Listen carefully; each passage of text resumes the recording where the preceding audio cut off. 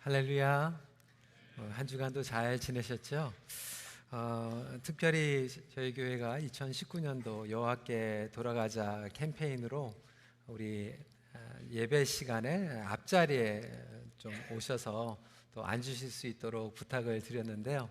또 개인적으로도 그렇고 여러분 앞자리에 이렇게 채워주신 성도님들께 특별히 감사를 드립니다. 선교지에서 그리고 우리 어르신들, 병약하신 분들, 그리고 또 다운타운 성도들까지 지금 이 시간에 실시간으로 인터넷으로 예배를 같이 드리고 있어요. 그런데 그 인터넷으로 예배를 드리시는 몇 분들이 저한테 피드백을 주셨어요. 전화로. 목사님, 교회가 많이 늘은 것 같아요. 예전에는 이제 뒷자리에 꽉 차 있고 이제 앞자리가 비어 있다 보니까 방송으로 예배 드리시는 분들은 마음이 꼭 11시 반 예배 이렇게 통통 벼가지고 큰빛교회가 이렇게 사람이 없나 보다, 그렇게 생각을 하셨는데 교회가 더 훨씬 부흥한 것 같고 예배가 생동감이 넘친다고 해서 저도 얼마나 그렇게 격려를 받았는지 모릅니다. 감사드립니다. 선지자들의 외침 6번째, 저희가 미가서 오늘 말씀을 나누게 됩니다. 오늘 제목은 이기주의 신앙에서 돌이키라라고 하는 제목으로 말씀을 나누도록 하겠습니다. 신앙생활의 목적은 나 혼자를 위함이 아닙니다. 개인의 형통과 안위함을 추구하기 위한 목적이 아니라고 하는 것이죠. 그러니까 나와 공동체에서 이웃들에게 흘러가고 이 땅에 하나님의 나라가 임하였음을 선포하는 것이 복음의 능력입니다. 그럼에도 불구하고 이 복음의 능력이 우리 삶 가운데 드러나지 않고 있는 것은 나의 개인주의 신앙, 그리고 개교회 중심의 신앙의 울타리를 넘어서지 못하고 벗어나지 못하고 있기 때문에 그렇습니다. 결국 이 세상에 영향력을 끼치지 못하게 되는 것이죠. 오늘 예배 이제 마무리하기 전에 저희가 이제 박지원 목사님 또 사모님 또 기도해드리고 또 파송하게 되는데요. 3월 1일, 3월 2일 한국의 이제 100주년 기념으로 3.1운동 오페라가 열리게 됩니다. 박 목사님께서도 누누이 말씀하시지만 100년 전에 한국 교회는 숫자적으로 볼 때 몇 % 되지 않았습니다. 그럼에도 불구하고 이 3.1운동을 주도하고 민족을 주도하면서 나갈 수 있었던 그 이유는 우리 선배들의 희생적인 믿음 때문이었습니다. 오늘날 우리 교회가 숫자는 많이 있지만 오히려 돈도 많이 있고 건물도 화려하지만 영향력을 잃어가고 있습니다. 왜 그렇습니까? 개인주의 신앙, 그리고 개교의 중심, 그리고 이 많은 교단들의 분열 때문에 그런 것이죠. 오늘 저희들이 함께 읽은 이 미가는 아주 흡사한 내용을 담고 있었습니다. 그들이 어마어마한 성전과 또 성을 가지고 있었지만 오히려 그들은 무너지고 있는 그러한 어려운 가운데 있었던 것입니다. 우리가 알고 있는 대로 미가는 BC 8세기경에 활약한 선지자입니다. 그때 어두움에 있었던 것에 하나님께서는 선지자들을 보내셨죠. 예를 들어서 북이스라엘에는 아모스와 호세아와 같은 선지자들이 활동을 하고 있었고, 남유다에는 우리가 함께 읽은 이 미가 그리고 이사야 선지자가 함께 활동을 하고 있었습니다. 그 당시에 남유다의 왕은 아하스 왕이었습니다. 특히 이 아하스 왕 시절에 민족의 죄는 계속해서 심각해지고 있었습니다. 근데 그 이유를 미가 선지자는 완전히 꿰뚫어 보고 있었던 것입니다. 그러면서 이 말씀을 통하여서 진단하고 있는데 그 당시에 민족이 무너졌던 이유는 바로 그들의 이기주의 신앙 때문이었다라고 이야기를 하고 있습니다.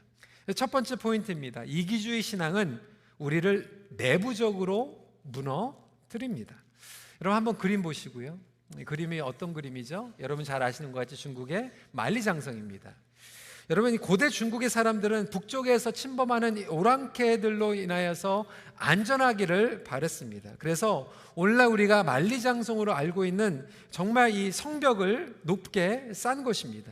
높이가 그 당시에 9m가 높았고요, 두께가 5m가 넘었고 길이는 거의 3,000km였다고 합니다. 그러니까 절대로 외부에서 침략받을 수 없는 방어벽을 세운 것입니다. 기어오를 수 없을 정도로 높았고 무너뜨릴 수 없을 정도로 두꺼웠고 돌아갈 수 없을 정도로 긴 성벽을 쌓은 것입니다. 그럼에도 불구하고 이 만리장성에 있었던 이 사람들이 3번씩이나 오랑캐들에게 그리고 외부인들에게 침략을 받게 됩니다. 벽이 무너져서가 아니었어요. 왜 그랬을까요? 3번 다 문지기들에게 뇌물을 주고 들어가게 된 것입니다. 문지기들에게 뇌물을 주니까 문을 열어준 거예요. 그래서 정정당당하게 그 문으로 들어가가지고 침략을 당하게 된 것입니다. 성벽이 무너진 것이 아니라 내부적으로 무너졌을 때 결국은 나라가 무너지게 되는 것이죠. 여러분, 우리 신앙생활도 마찬가지입니다. 신앙생활도 외부적인 어려움 때문에 무너지는 경우들은 거의 없습니다. 내부적으로 무너지게 되는 것이죠. 여호수아서를 봐도 이스라엘 백성들이 그동안 한 번도 전쟁을 지지 않았습니다. 정말 절대로 넘어지지 않는, 무너지지 않는 여리고성까지 함락시키면서 승리를 거두고 있었는데 하필이면 가장 쉬웠던 전쟁이었던 아이성에서 패배를 경험하게 됩니다. 왜 그렇습니까? 아간의 죄 때문이었어요. 내부의 타협 때문이었습니다. 내부의 죄 때문에 결국 공동체가 무너지게 된 것이죠. 여러분, 우리나라도 마찬가지 아닙니까? 교회 공동체도 마찬가지입니다. 교회 공동체가 무너지는 것은 초대교회를 봐도요, 사도행전을 봐도 핍박 때문에, 순교 때문에 무너진 적이 없습니다. 오히려 그 안에서 거짓말을 하고 지도자들이 타협을 할 때 교회가 어려움을 경험하게 됩니다. 부부관계도 마찬가지예요. 가정에 경제적인 어려움이 찾아오면요, 오히려 부부가 손잡고 기도합니다. 그런데 부부간의 마음의 신뢰가 깨어지고 서로의 하나님께서 주신 그 언약을 컴프로마이즈하고 그 사랑을 잃어버릴 때, 마음이 떠날 때 결국은 부부관계가 무너지게 되는 것입니다. 남유다도 마찬가지였어요. 외적인 사고, 어려운 상황보다 안에서부터 무너지게 된 것이죠. 언약을 깨트리고 성실함을 잃어버리게 된 것입니다. 서로를 향한, 이웃들을 향한 인애와 정의와 공의를 저버리게 됩니다. 그래서 이 미가서는 처음부터 이 낱낱이 사회적으로 그리고 지도자들이 어떻게 무너져 있는지를 보여주고 있는 첫 번째 모습이 바로 지도자들의 이기주의였습니다. 아수르 지배 가운데 있을 때, 아수르는 그 당시에 강국이었습니다. 아수르 민족들이 내려오는 거예요. 그 당시에 북이스라엘은 완전히 위태해지면서 모든 것들을 빼앗기게 됩니다. 여러분, 남유다에서는 북이스라엘이 무너질 때 어떻게 해야 됩니까? 괴로워야 됩니다. 같이 기도해 줘야 됩니다. 눈물을 흘려야 됩니다. 그럼에도 불구하고 이 남유다에 있었던 지도자들은 살아남기 위해서 아수르의 조공을 바치기 시작하는 것이죠. 그러면서 자기들만 살아남기로 결정을 합니다. 형제 자매들이 무너지고 죽어가고 있는데 우리는 괜찮으니까 상관없어 라는 착각 속에 빠지게 됩니다. 성 안에 있었던 지도자들은 성 바깥에 있는 백성들이 침략당하고 먹을 것이 없어가지고 굶어 죽어가고 심지어는 사람을 잡아가지고 먹는 그 시점에 있는데도 불구하고 지도자들은 성 안에서 우리는 괜찮아, 우리는 특권층이야, 우리는 기득권자들이야 라고 생각을 하면서 백성들이 울어가고 죽어가고 있는데도 그들은 안에서 자기네들만 챙기며 살아가고 있는 그 모습을 적나라하게 보여주고 있는 것입니다. 그래서 하나님은 미가 선지자를 통하여서 외치고 계십니다. 3장 1절부터 2절 말씀입니다. 한 목소리를 읽어볼까요? 시작. 야곱의 우두머리들과 이스라엘 족속의 통치자들아 들으라. 정의를 아는 것이 너희의 본분이 아니냐. 너희가 선을 미워하고 악을 기뻐하여 내 백성의 가죽을 벗기고 그 뼈에서 살을 뜯어. 지도자들이 무감각해진 거죠. 여러분, 지도자들의 역할은 무엇입니까? 백성들을 섬기는 거예요. 하나님 관계에 온전히 서 있으면 백성들을 섬기게 됩니다. 그런데 이것이 뒤바뀌게 되는 이유는 뭐냐면 하나님께서 우리를 다스리는 것이 아니라 내가 다스리기 시작하는 거예요. 나의 욕심이, 나의 욕망이 다스리기 시작하는 거예요. 나라뿐만이 아니죠. 교회 공동체도 마찬가지 아닙니까? 목회자가 성도들을 섬겨야 되는데 목회자가 이 주권이 바뀌게 되면 내 욕심을 섬기게 되죠. 내 욕심대로 성도들을 이용하려고 생각하죠. 그런 일들은 목장에서도 일어나고요, 교회 직분자들을 통하여서도 일어나고요, 나라에서 정치하는 사람들이 백성들을 섬기는 것이 아니라 자기들의 뇌물과 부정부패를 통하여서 챙겨 먹게 되는 거예요. 너무나도 안타까운 것은 우리가 지난번에 간증으로도 들었지만 IT에 가고 선교지에 가도 그렇게 많은 선진국가들이 돈을 갖다 주고 도와주는데도 발전이 일어나지 않는 이유가 무엇입니까? 거기에 있는 정치자들이 그것을 다 가져가는 거예요. 뇌물로 타협하면서 자기들이 먹는 거예요. 우리 가정도 마찬가지입니다. 하나님께서 가장을 세우신 이유는 가정을 돌보고 영적으로 이끌어가기 위함이죠. 그럼에도 불구하고 어떠한 가장들은 자기의 잘못된 결정, 자기의 욕망을 위해서, 자기의 죄를 위해서 엉뚱한 결정을 하기도 하고요. 그것 때문에 자기의 아내와 자기의 자식들이 괴로운 가운데 거하는 경우들도 있어요. 그런데 하나님과의 온전한 관계가 없으면 그것이 안 보이는 거예요. 사랑하는 사람들에게 상처를 주고 있는데도 그것을 무감각시켜지는 거죠. 나의 욕심, 나의 욕망을 채우는 자리에 머무게 될 수 있다라고 하는 거예요. 자기 생각만 하다 보니까 무감각해지는 거죠. 지도자들뿐만이 아니었습니다. 종교인들도 마찬가지였어요. 두 번째로 종교 지도자들의 이기주의를 보십시오. 여러분, 이렇게 권력에 있는 사람들이, 리더들이 잘못 서 있으면 종교인들이 하나님의 말씀을 선포해야 되는 것이 아닙니까? 그럼에도 불구하고 종교인들이 오히려 같이 높은 곳에 있는 사람들과 같이 타협을 하는 거예요. 약자를 위하여 대변하지 못하고 오히려 그들의 것들을 착취하기 시작하는 거예요. 2장 11절 말씀 한 목소리 읽어보겠습니다. 시작.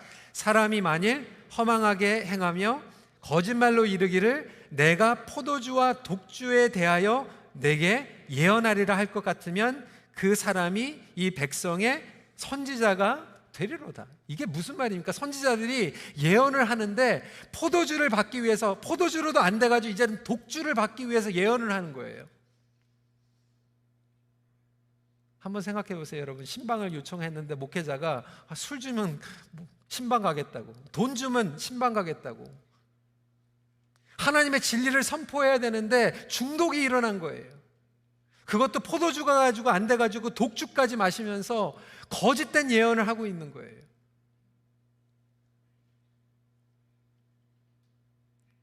오늘날 교회 신문에 막 스캔들이 일어나고 욕망, 권력 때문에 내려놓지 못하고,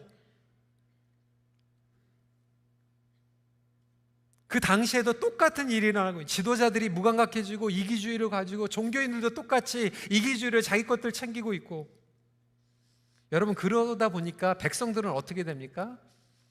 소망이 없어진 거죠. 지도자들도 무너지고 종교인들도 무너지니까 What's the point? 우리끼리 열심히 살아갈 필요가 없다. 그냥 즐기자. 포기하자. 어떤 목사님 방송에서 이렇게 얘기하더라고요. 요즘 한국의 젊은이들이 유행하는 말이 있대요. 한번 따라해 보세요. 이생망. 그게 무슨 뜻인가? 이번 생은 망했다. 그런 얘기를 해요. 희망이 안 보이는 거예요. 다 둘러봐도 다 썩은 것 같고 제대로 된 게 안 보이고, 그 당시에 미가에 있는 사람들도 똑같이 얘기를 했다라고 하는 거예요. 마음에 쉴 것이 없었어요. 2장 10절입니다. 이것은 너희가 쉴 곳이 아니니 일어나 떠날지어다. 이는 그것이 이미 더러워졌음이니라. 그런즉 반드시 멸하리니 그 멸망이 크리라. 지도자들, 종교인들, 백성들까지 다 이기주의로 그냥 살아가는 거예요. 돌볼 필요 없어. 나만 잘 살면 돼. 나만 살아남으면 돼. 그러다 보니까 이 이기주의의 결과는 무엇입니까? 6장 14절부터 15절 말씀 같이 읽도록 하겠습니다. 시작. 내가 먹어도 배부르지 못하고 항상 속이 빌 것이며 내가 감추어도 보존되지 못하겠고 보존된 것은 내가 칼에 붙일 것이며 내가 씨를 뿌려도 추수하지 못할 것이며 감난 열매를 밟아도 기름을 내 몸에 바르지 못할 것이며 포도를 밟아도 술을 마시지 못하리라. 여러분, 인생에서 가장 최악의 저주가 바로 이거예요. 먹어도 배부르지 않는 거예요. 잠을 자도 쉼이 없는 인생이에요. 벌어도 채워지지 않는 인생이에요. 혹시 저와 여러분들이 그런 인생을 지금 살아가고 있지는 않습니까? 목회를 하면서 우리 젊은 가정들이 찾아오면서 그렇게 한탄을 해요. 목사님, 좋은 학교 갔고 좋은 직장을 얻었습니다. 정말 이제는 살만할 것 같고 떵떵거리면서 살 것 같은데 마음에 평안이 없다는 거예요. 텅 비어 있다는 거예요. 먹어도 배부르지 않는 거예요. 잠을 자도 쉼이 없는 거예요. 좋은데 놀러가 가지고 베케이션을 갔는데도 기쁘지 않는 거예요. 자식들에게 최고의 것을 줬는데도 기뻐하지 않는 거예요. 여러분, 그 이유가 무엇입니까? 채워도 채워지지 않는 이유는 바로 나를 위해서 살아가고 있기 때문에 그래요. 하나님께서 채워주셔야 되는데 나를 위해서 이기적으로, 나를 위해서 신앙생활을 하고, 나를 위해서 돈을 벌고, 나를 위해서 관계를 맺기 때문에 채워지지 않는 거예요.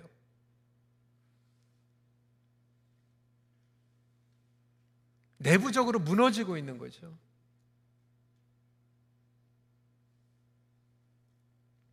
이기주의 신앙은 특징은 또 무엇입니까? 두 번째로, 이기주의 신앙은 거짓 평강과 참 평강을 분별하지 못합니다. 이기주의 신앙의 또 한 가지 특징은 뭐냐면 그것을 정당화한다는 거예요. 괜찮아, 다 그렇게 살고 있어.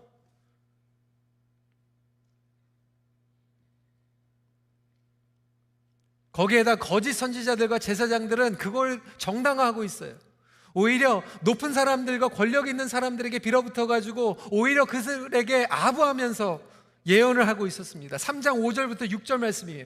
내 백성을 유혹하는 선지자들은 이에 물 것이 있으면 평강을 외치고, 입에 주는 게 있으면 평강을 얘기하는 거예요. 그 입에 무엇을 채워주지 않은 자에게는 전쟁을 준비하는도다. 이런 선지자에 대하여 여호와께서 이르시되 그러므로 너희가 밤을 만나리니 이상을 보지 못할 것이요 어둠을 만나리니 점치지 못하리라 하셨나니 이 선지자 외에는 해가 져서 낮이 캄캄할 것이라. 바로 거짓 평강을 전하는 선지자의 특징이라고 하는 거예요. 다 괜찮습니다. 높은 자리에 머물기 위해서 몸을 사리는 거예요. 그래, 바꿀 필요 없다고. 불편하니까. 영적으로 어두워진 거예요. 교회 안에서도, 가정 안에서도 말씀 가운데서 우리가 좀 변화를 가지려고 하면 거짓 선지자는 사단의 거짓말로 우리에게 얘기하는 거예요. 뭐 그렇게 힘들게 바꿀 필요 있냐, 그냥 하던 대로 하라고. 뭐 이렇게 캠페인하고, 뭐 이렇게 가정 예배 드리고, 뭐 교회 안에서 뭐 이렇게 바꾸려고 하냐고. 직장에서 그냥 똑같이 살아가면 되는 거 아니지 왜 너만 별다르게 살아가려고 하냐고. 그렇게 얘기를 합니다. 근데 여러분, 우리가 그 거짓 평강에 속게 되면요, 영적인 어두움으로 들어가기 시작합니다. 침묵으로 들어가요. 하나님께서 더 이상 우리에게 말씀을 주시지 않아요. 말씀을 들을 수가 없어요. 마음이 강팍해져 가지고 하나님의 말씀을 불순종하면 불순종하는 시간이 길어질수록 이제는 하나님의 말씀이 들리지가 않는 거예요. 여러분, 이런 비극이 어디 있습니까? 백성들을 인도해야 되는데 길이 안 보이는 거예요. 어두운 가운데 있는 리더들이 많아지면 많아질수록 그거보다 불안한 게 없다라고 하는 거예요. 어떤 분들은 말씀을 떠나서 살아가고 있어요. 그게 편하다고 생각해요. 여러분, 그것은 거짓 평강입니다. 예전에 잘 믿었던 사람들도 말씀 묵상하지 않으면 하나님께서 안 계신 것 같은 느낌을 경험하게 됩니다. 하나님 정말 나를 사랑하시나? 하나님 정말 살아계신가?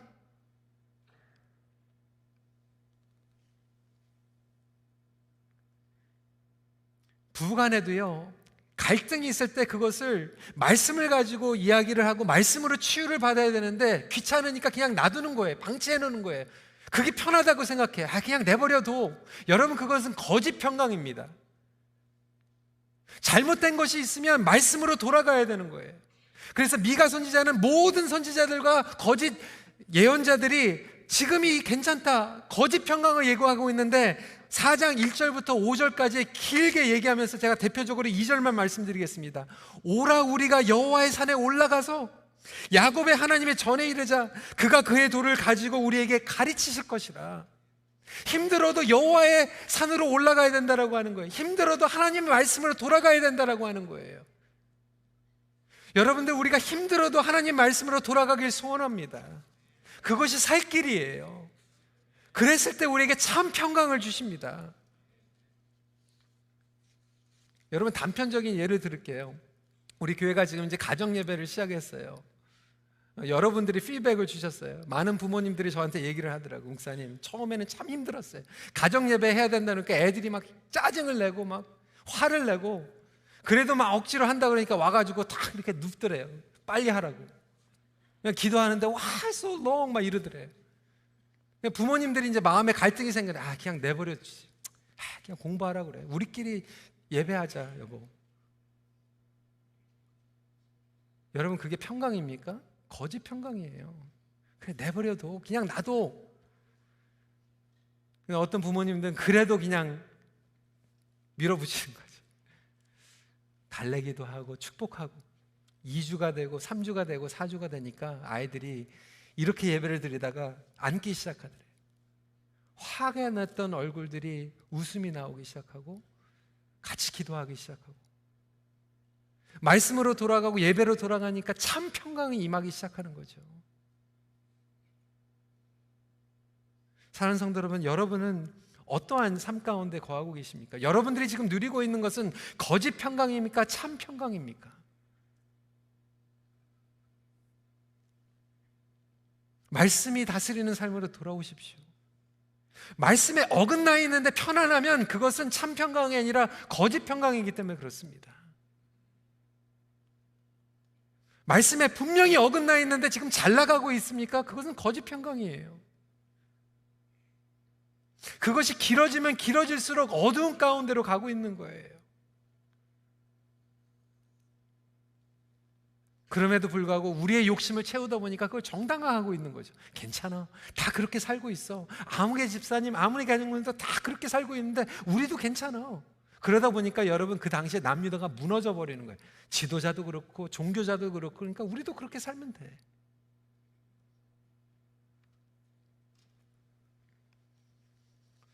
여러분, 제가 이렇게 말씀을 전하니까 굉장히 디프레스하죠.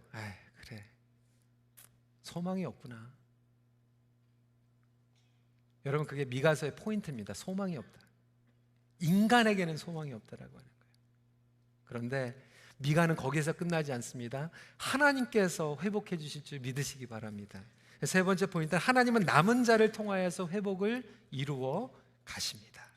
그래서 미가는 너무나도 간절한 마음 가운데서 외치고 있지만 거기에서 끝나지 않아. 이제는 다 무너지고 인간에게는 가망이 없지만 하나님께 희망이 있기 때문에 하나님께 돌아가자고 하고 있는 거예요. 이것이 바로 선지자의 역할이고 이것이 말씀의 역할이고 이것이 바로 저와 여러분들에게 주시는 하나님의 회복의 메시지인 줄 믿으시기 바랍니다. 하나님께서는 절대로 우리에게 등 돌리지 않으세요. 이것이 바로 하나님의 마음이에요. 그러면 이기주의 신앙을 어떻게 이길 수 있을까? 하나님의 중심으로 돌아가야 된다라고 하는 거예요.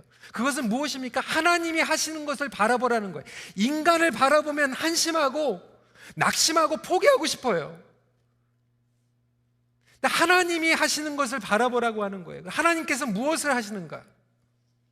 첫 번째로 낮은 것을 통하여 회복을 이루어 가십니다. 말씀드린 것 같이 인간에게는 해결책이 없어요. 그런데 미가서를 보니까 하나님께서 개입하세요. God intervenes. 1장 3절 말씀 같이 읽도록 하겠습니다. 시작. 여호와께서 그의 처소에서 나오시고 강림하사 땅의 높은 곳을 밟으실 것이라. 이게 무슨 얘기입니까? 하나님께서 하나님의 처소에서 나오시다는 게 하나님께서 성전에서 뛰쳐나가시는 거예요. 왜? 성전 안에는 부패했거든요. 여러분 한번 생각해 보세요. 우리가 예배를 드리고 있는데 하나님께서 도저히 못 견디겠다 그래가 뛰쳐나가신다고 생각해 보세요. 근데 지금 이런 일이 벌어지고 있는 거예요. 하나님께서 성전에서 자기의 집에서 뛰쳐나가셔가지고 높은 것을 밟으시겠다라고 말씀하고 있어요.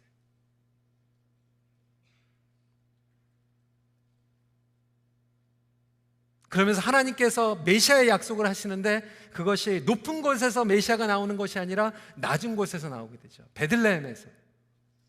그래서 5장 2절부터 3절 말씀입니다. 베들레헴 에브라다야, 너는 유다 족속 중에서 작을지라도 이스라엘을 다스릴 자가 내게서 내게로 나올 것이라. 그의 근본은 상고에 영원에 있느니라. 그러므로 여인이 해산하기까지 그들을 붙여두시겠고 그 후에는 그의 형제 가운데 남은 자가 이스라엘 자손에게로 돌아오리니. 여러분 참 재밌는 것은요, 높은 곳에 타협하는 사람들에게는 거짓 평강이 있는데 낮은 곳에 메시아에게는 참 평강이 있다라고 하는 거예요. 5장 5절입니다. 이 사람은 평강이 될 것이라. 메시아의 소망을 우리에게 주십니다. 메시아를 통하여서 회복이 이루어가십니다. 하나님께서는 조그마한 마을 베들레헴에서 다윗의 자손인 메시아가 올 것을 예언하십니다. 새로운 일을 시작할 것이라고 말씀하십니다. 오히려 높은 곳에 있는 사람들은 밟으시고 높은 곳에서 부패하고 타협하고 자기 것들 챙기고 이기주의 사람들은 하나님이 없이 어두운 가운데 살아가고 있는데 그것을 비교하고 경쟁하면서 부러워하는 것이 아니라 하나님의 중심으로 돌아가는 자들에게는 낮은 것 같고 겸손한 것 같고 모든 것을 잃은 것 같지만 그 안에 메시아의 소망을 주실 줄 믿으시기 바랍니다. 여러분 부러워하지 마세요. 텅 비어 있는 거예요. 예수님을 온전히 인격적으로 만난 사람들은 낮은 곳에 흐르는 하나님의 은혜 경험하게 되죠. 복음의 비밀을 깨달았기 때문이죠.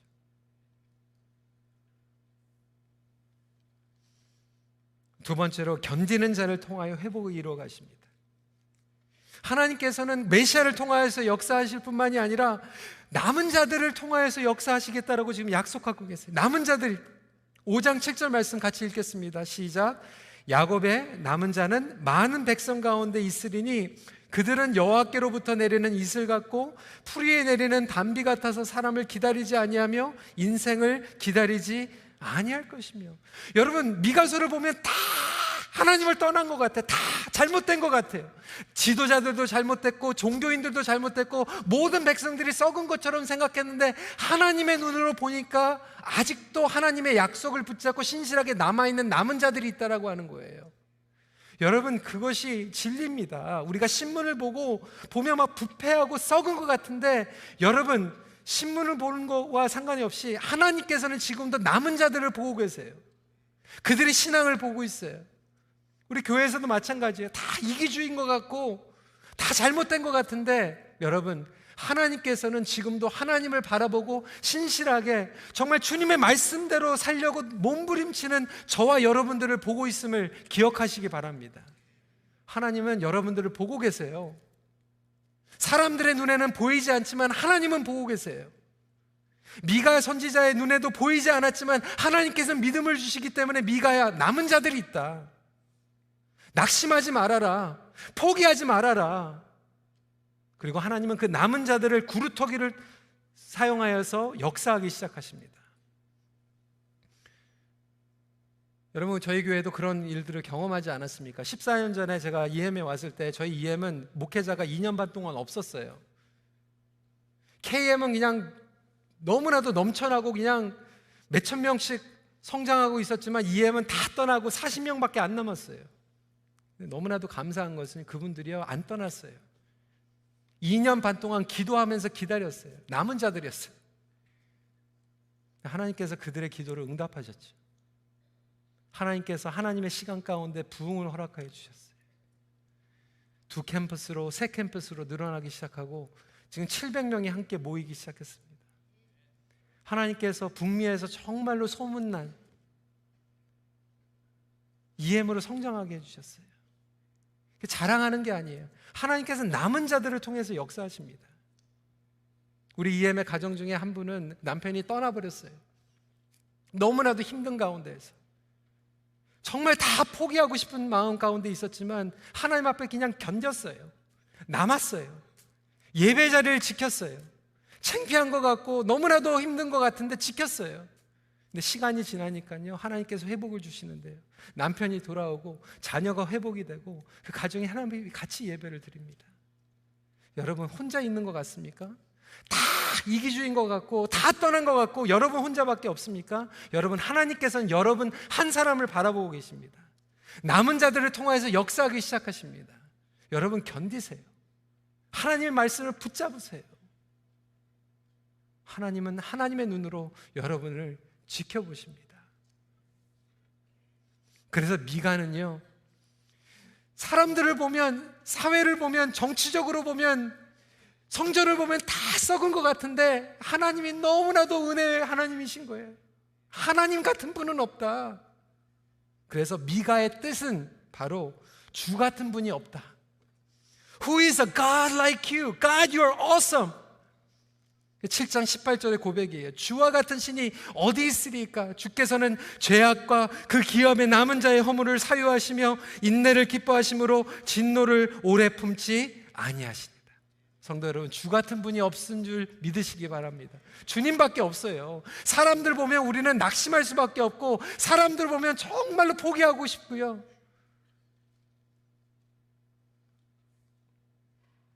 주님만 우리에게 평강을 주십니다. 세상적인 가치관 부러워하지 마세요. 그렇다고 포기하지도 마세요. 주 안에 거하는 자에게는 놀라운 회복을 주시기 때문에 그렇습니다. 말씀을 정리합니다. 하나님께서만 주시는 참 평강과 만족으로 돌아오십시오. 같이 기도하겠습니다.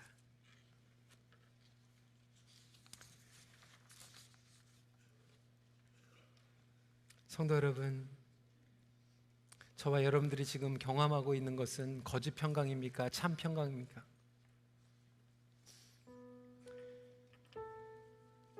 세상 사람들은 멸망의 길로 가고 있어요. 그것을 보면서 때로는 우리는 비교되고 낙심되고 포기하고 싶은 마음, 우리에게 생기는 것은 너무나도 당연합니다. 하지만 하나님께서는 우리에게 다시 한번 힘을 주십니다. 위로하십니다. 견디라고. 하나님의 은혜와 하나님의 정의는 여전히 사람들을 통해서가 아니라 예수 그리스도를 통하여 흘러가기 때문에 그렇습니다.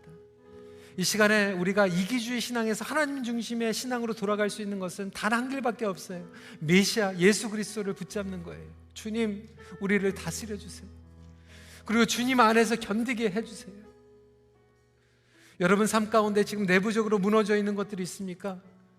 가정이 오늘날 무너지고 공동체가 무너져가고 사회가 무너지는 이유는 다 이기주의 때문이에요. 그렇다면 이 시간에 주님 앞에 회개합시다. 주님, 나의 기득권, 나의 욕심 다시 한번 주님 앞에 내려놓고 하나님 중심으로 우리 가정이, 하나님 중심으로 우리 교회가, 하나님 중심으로 우리의 나라가 회복되는 그날이 오길 기도합니다.